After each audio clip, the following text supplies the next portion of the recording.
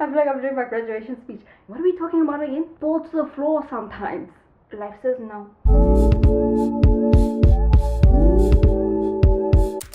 Rascals are settling. Hey guys, what's going on? Hi guys, welcome back to another video. Today we have a sit down. We're chatting today. I didn't vlog this week because I had this video idea in mind, and I did mention in my vlog last week that I would be doing the sit down situation where I just talk to you about varsity and where I'm at right now. I've done this university update before. I did it 1 month into university when I was a fresh first year student, and then I did it after my first year of university, and now I've skipped a year or two, and now I'm here doing my 4th year university update. Things are different. I'm different. The world is different. So I think it's a good time to just come back and check in because it's like final year and stuff. Regardless, I'm here and we're just gonna sit and chat today, and I'm just gonna fill you in on different things and then answer some of the questions you guys kindly asked me. And yeah, let's get... I don't know why I'm feeling nervous about this update slash Q&A situation. Maybe it's because of where I'm at right now. I touched on it a bit in the previous vlog because I don't know, it's been a weird year, I guess. But regardless, I think it's gonna be a fun situation. Let's just talk. It's good. So if we quickly track back again to the university updates that I've done before, when I did it in my first month of university, I was struggling with adjusting to res life, like moving away from home, moving away as in like just not living at home, and adjusting to a new life essentially, because it's like different from high school. Like I'm out of high school in a bigger space, you know. And then in my 1 year university update, I did the same situation that I'm doing here. I answered some of your questions, and I think there we touched more on moving away from home, the pandemic. I had moved out of res because of COVID, and things were just getting started for me. Like I was finally finding my new normal at res and at university. COVID said no, baby. What a time. Things started becoming more intense during that season. I was going into my 2nd year. I think it became like real, and I started feeling academically like a varsity student for reals. Why am I giving you an L? I'm sorry. We do not claim that energy. My bad. I was supposed to hold up the number 2. Anyway, obviously you can go back and watch that video. I'll link it in the card above here. I never know which side, but you can obviously go back and watch those 2 videos. And I am here speaking to you as a 4th and final year student of my undergrad. What do you mean? I say it so often because I'm shocked. Like, it's not real life. It is, but it's not. So with this video, I just wanted to start off with a little rundown and tell you guys my situation, who I am, what student I am. I do this because maybe someone happened to find this video because they were looking up videos about university, they were about to go into university, situations like that. So, hi. I'm Refuwe. I'm a Wits student. I'm about to finish my undergrad degree. I'm a film and TV student. Often when I tell people what I study, I don't know why, a lot of the times the assumption is that I'm looking to become an actress.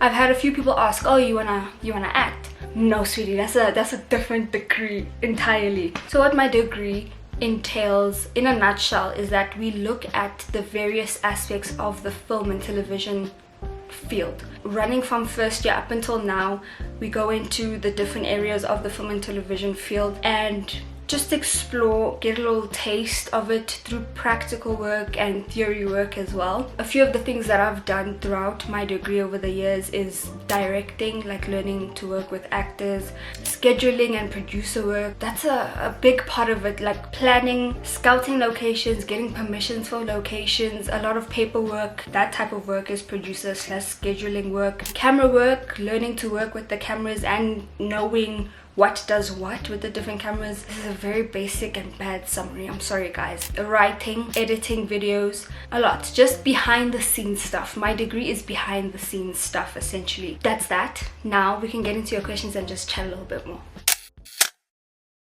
So I think the most asked, I say most asked because I got it more than twice. The most asked question is along the lines of, do you know what you'll be doing after? Thoughts on getting your master's? Do you plan on moving out of your parents' house? Back up. I ask myself those questions every other day. The weirdness, the heavy weight and the anxiety that I'm carrying currently during this year, the reason I'm saying that this year feels so weird and so unreal is because things are feeling too intense. Like things are feeling like for real, like I need to go into the real world. And obviously those questions now become more serious because that is the next step. With those questions in like say second year, third year, I still had time. I still had time to like, what's the word? I still had time to like float around.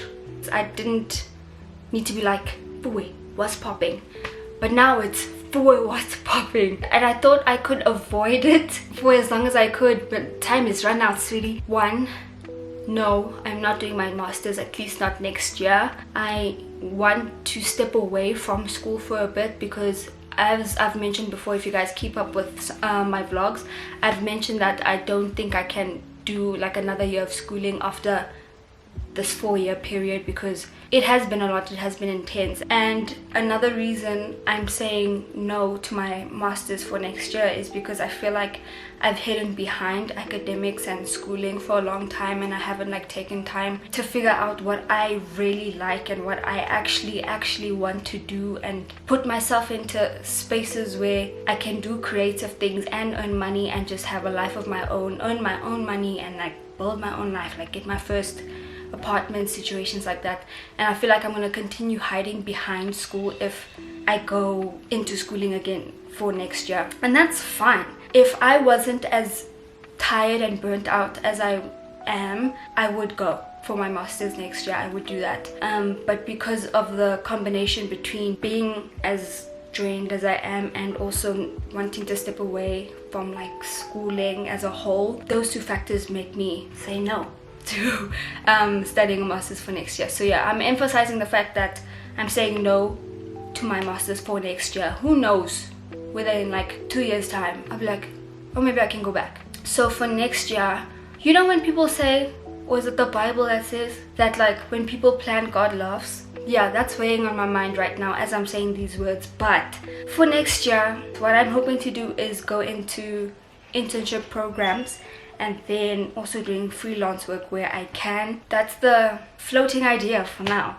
My answer just now just reminded me that things are so weird because they are so real, like I keep saying. You don't think about these things like employment rates, job availabilities, what people are looking for, who's hiring, where can you fit in. Like who's hiring? In what 2024 would be like, what's that? Like I would like stability in terms of work. Learning about film and TV, you don't know too much about, at least for me, I didn't know too much about it first going in and applying for it. I had a tiny idea that like you can't finish and go get a job in an office, but like as you learn more about it and as you proceed within the degree, it's like, oh my god, I need to grab any opportunity I can once I get out of here. Like a job is not certain. And now going into my 20s and like growing up, I didn't realize how desperately I would want a job that's stable. It's one of those things that's making this year so weird because I want that and I didn't know that going into the degree itself. And it's so wild because it's like, it'd be so cool to work on projects, like cool, but that's not always there. It's not a 9-to-5 situation, babes. Like you have to find what you have to find, and maybe, just maybe, you'll do alright. How wild is that? I think I went off on a tangent for a bit, but yeah, my response to whatever question I just answered reminded me of that. It's a weird time, guys. My food's here. Oh, we're coming. Let's see if my sister will fetch it. Are you comfortable? Can you please fetch my food for me? I'm sorry. I'll give you money. Fine. Bye. Whatever. Bye. Do you know who I can count on? I know who's the goal. Daddy? Yeah. Are you comfortable? With what? I'm just filming a video and quickly won't fetch my food for me. Can you please fetch it for me? Okay, no problem. Thank you so much. Okay, bye. Okay, bye. Trust my dad to be amazing. We're back, never mind. Do you now specialize in script writing? I feel like this is an assumption because maybe I speak about screenwriting class the most in my vlog, so maybe people think that's my major. What's funny is that I don't have a major. I don't have a major. You can have like a preference, a class that you prefer over the others, but I don't think we do majors at Wits in the film department. I know AFDA does do majors, like you have to pick what you're majoring in and then you take that with you throughout your undergrad or whatever. Screenwriting is just one of my classes that I take. In the spirit of including degree stuff, I said this so long ago, like maybe last year, that I would include more of what I do in terms of school in the vlogs, and I try here and there. What I'm doing this semester, my classes this semester are experimental film, screenwriting, my research essay in film and TV, and post-production. We learn about editing in post-production. We learn about editing in Photoshop, After Effects, Premiere Pro. My research paper in film and TV is a research essay. Essentially, I have to pick a topic and then do my research, write up a long thing. Experimental film is experimental film, writing stories that express your personal voice in film. Yeah, experimental film is a thing. It's very new to me. It's a new class for me. I think it's self-explanatory. Screenwriting is just screenwriting, learning to write for TV. Yeah, that's what I'm doing. So I don't specialize in anything, but if I were to tell you the class that I prefer right now, I'm feeling a bit flat, neutral toned about all of my classes because of how I'm feeling about like life. But if I were to pick one that I prefer, I would choose, let's say, experimental, because it's new. I enjoy watching experimental films. It's cool to see how creative people can get. Screenwriting is also okay, but I want to change my answer up from the last time. Would you recommend someone to go to university? That's an interesting question. It's weird to recommend university. Do you know what I mean? Like, it's a very intense place with whatever you're studying. Like, whatever the degree is, it's expensive. I'm not speaking from personally, shout out to my parents. It's looking like I'm saying no, I don't recommend. Education is like a huge thing. I feel like it is, and I've been taught since I was young that it is like a very, very important thing. If you have the opportunity to go to university, absolutely, like go learn as much as you can, get knowledge up, get that degree, have something to your name. Like, it'll help maybe in the long run. Sometimes I don't know about this job economy anymore, but it's good to have some credibility behind you, you know. But then to counter that, school is not for everyone. Just because I'm saying that I feel like, and I've always known schooling and academics to be a very important thing, schooling is not for everyone. You can make it out there, just you hustling, grinding. People have done it before. There's evidence. I think it's really just up to you and like what you want out of your own life. I'm not answering this question well, but like, would I recommend someone to go to university? If you can, absolutely. If it's not for you, it's not for you. That was a bad way to answer, guys. I'm sorry. Please know, I should have prefaced this in the beginning. All of my answers are obviously personal, and I'm answering in the state that I'm in now, how I'm feeling about everything right now, where my mind is at now, and everything is subject to change.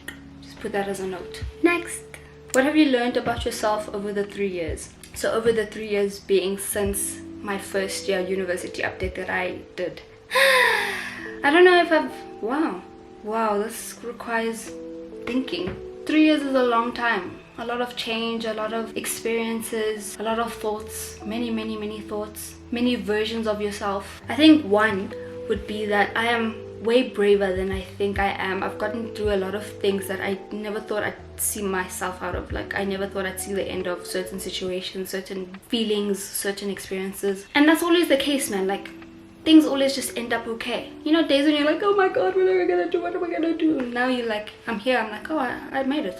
I get bored easily. I enjoy routine. I do enjoy routine. But then I get bored of one routine and then I need a new one until I get bored of that one. I'm impatient. The older I get, I feel like I've noticed that the less patient I've become. I'm very impatient with life, with changes in my life. And I've been trying, painfully, to practice patience, but I've learned that I'm apparently impatient. I was never like this before. And I enjoy creative work times 10. I enjoyed it when I first applied. I enjoy it even more. I enjoy seeing flip what people can do with words, with movement, with light, with camera work, with composition. I love words specifically. I love writing, reading, writing. Let's do one more because I'm just gonna keep talking and not stop. I've learned I like to make plans, but I struggle with action a lot of the time. There are times where I've planned things, I've had little goals of my own, and I've achieved them and I've executed them, which is great. But for majority of things, a lot of the things that I have in my little head, I have in my little notebooks, I have a problem with execution sometimes. And I think it's something I need to intentionally work on getting out of, like a habit I need to intentionally work on and be like, hey, maybe don't write that down and just go do it. You know, just go grab your camera, go outside and do it. That's it. Let's close the question now. Thank you so much. That was actually a very nice question. What's the biggest lesson you've learned during university? Love you. Love you, Tatenda. Ah! I see you. I see you. What's the biggest lesson I've learned during university? It's not play. I feel like I'm doing my graduation speech. University. What can I say? You have to be open-minded. You have to be open to trying new things, to feeling new things, to learning new things. I'm a person that likes to be comfortable. That's bad. People tell us that's bad. Comfort is the enemy of growth or something like that. Whatever the saying is. It's gonna hold you back sometimes in certain situations, like socially and like maybe even academically, to be fair. I've learned that you need to open yourself up, even if it's just a little. Progress is progress for you. That you need to allow change to happen. You see this?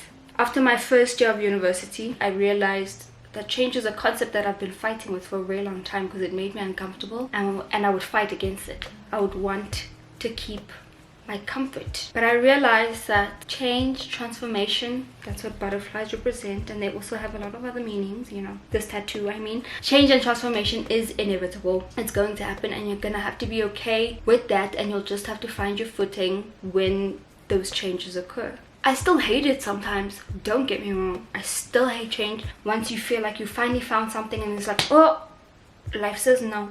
It is what it is, and you move with emotions. What are we talking about again? Wow. Did you say what's the biggest lesson, as in singular, Fue? And I went on a rampage, sorry. Oh my god, next question. How are you coping with mental health while having to deal with all the assignments, projects, and exams? I'm not. Yeah, guys, sometimes you don't. Sometimes you have to cry, throw a tantrum, have a meltdown, have an episode or two, but then pick yourself up and keep going. If you want to see the end, if you want to see the light, if you want to make it through the darkness, there's no other option. There's life to be lived. Okay, on a serious note, yeah, I'm being serious. Sometimes I have to bring myself back to the end goal and remind myself that these feelings are not forever. What I'm feeling now, if I'm having a bad mental health month, week, or year, I'm not gonna feel like this forever. It's difficult to think of these things during the moments of darkness. It's extremely difficult. But this is why I'm saying that you have to have those meltdowns sometimes, because pushing them away might just make things worse, you know, like fall to the floor sometimes, cry, freak out. Life isn't grand all the time. And another thing that helps me in terms of picking myself up and attempting to keep going again is I bring myself back to my inner child. If like 8-year-old Fue could look at me, she'd be like, who are you?